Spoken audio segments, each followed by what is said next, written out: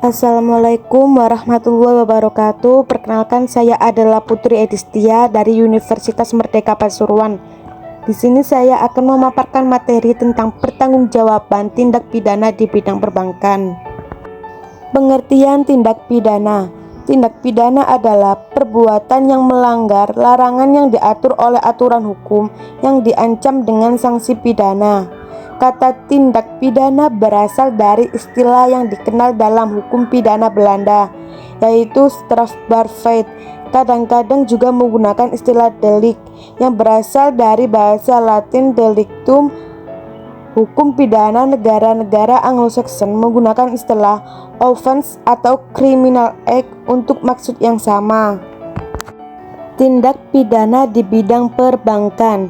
Tindak pidana di bidang perbankan adalah salah satu bentuk kejahatan ekonomi, yakni salah satu jenis perbuatan melanggar hukum yang berhubungan dengan kegiatan-kegiatan perbankan, di mana bank sebagai sarana atau medianya dalam melakukan kejahatan dan sasaran dari suatu tindak pidana dengan melanggar ketentuan-ketentuan sebagaimana yang diatur dalam KUHP dan peraturan hukum pidana khusus lainnya. Tindak pidana di bidang perbankan diatur dalam KUHP. Jenis tindak pidana perbankan. Tindak pidana perizinan atau legalitas bank. Tindak pidana jenis ini menyangkut perbuatan melakukan kegiatan usaha bank tanpa izin Menteri Keuangan seperti yang diisyaratkan oleh Undang-Undang Nomor 10 Tahun 1998 tentang perbankan. Tindak pidana di bidang perbankan yang dalam hal ini dapat terjadi dengan cara memalsukan dokumen kredit, dapat melanggar pasal 264 KUHP pemalsuan.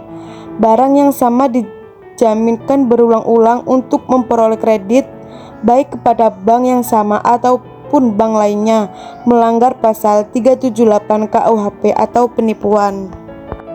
Tindak pidana di bidang lalu lintas giral yang dalam hal ini dapat terjadi dengan cara memalsukan warkat bank, melanggar pasal 264 KUHP atau pemalsuan, menggunakan surat perintah membayar palsu atau dipalsukan, dapat melanggar pasal 264 KUHP atau pemalsuan, menggunakan surat perintah pemindahan bukuan palsu atau dipalsukan, dapat melanggar pasal 264 KUHP atau pemalsuan, memalsukan surat aplikasi transfer, melanggar pasal 378 KUHP atau penipuan.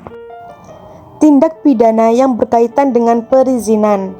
Pendirian sebuah bank tidak dapat dilakukan dengan sembarangan, harus dilakukan memenuhi syarat-syarat yang sudah ditentukan. Mengenai syarat pendirian sebuah bank ini diatur dengan tegas dan jelas dalam pasal 16, pasal 18, pasal 19, dan pasal 20 Undang-Undang Nomor 10 Tahun 1998. Pasal 16 menyatakan bahwa setiap pihak yang melakukan kegiatan penghimpunan dana masyarakat dalam bentuk simpanan wajib terlebih dahulu memperoleh izin usaha sebagai bank umum atau bank perkreditan rakyat dari pimpinan Bank Indonesia, kecuali apabila kegiatan menghimpun dana dari masyarakat dimaksud diatur dengan undang-undang tersendiri. Tindak pidana yang berkaitan dengan rahasia bank. Bank dikenal sebagai lembaga kepercayaan. Untuk menjaga kepercayaan tersebut diberlakukan ketentuan rahasia bank yang pelanggaran atasnya diancam dengan pidana penjara. Pasal 47 ayat 1 diancam dengan pidana penjara minimal 2 tahun dan maksimal 4 tahun serta denda minimal 10 miliar dan maksimal 200 miliar. Unsurnya terdiri dari siapa yang sengaja memaksakan bank atau pihak terafiliasi untuk membocorkan rahasia bank tanpa membawa perintah atau izin dari pimpinan Bank Indonesia. Tindak pidana yang berkaitan dengan pengawasan dan pembinaan bank. Berkaitan dengan pengawasan dan pembinaan bank diatur secara tegas dalam pasal 48 ayat 1 Undang-Undang Nomor 10 Tahun 1998 yang menyatakan bahwa anggota Dewan Komisaris direksi, atau pegawai bank yang dengan sengaja tidak memberikan keterangan yang wajib dipenuhi sebagaimana dimaksud dalam pasal 30 ayat 1 dan ayat 2 dan pasal 34 ayat 1 dan 2 diancam dengan pidana penjara sekurang-kurangnya 2 tahun dan paling lama 10 tahun serta denda sekurang-kurangnya 5 miliar dan paling banyak 100 miliar.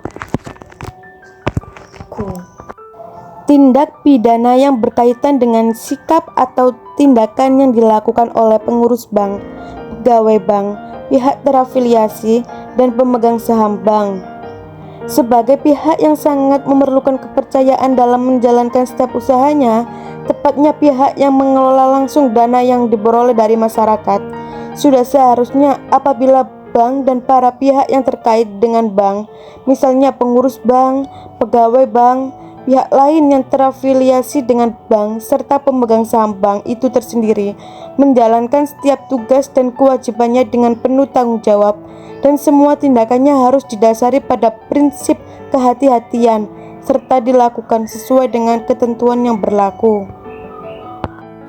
Tindak pidana yang berkaitan dengan usaha bank, berkaitan dengan tindak pidana perbankan yang berkaitan dengan usaha bank ini diatur secara tegas dalam pasal 49 ayat 1 huruf A sampai dengan huruf C dan pasal 49 ayat 2 huruf A dan B.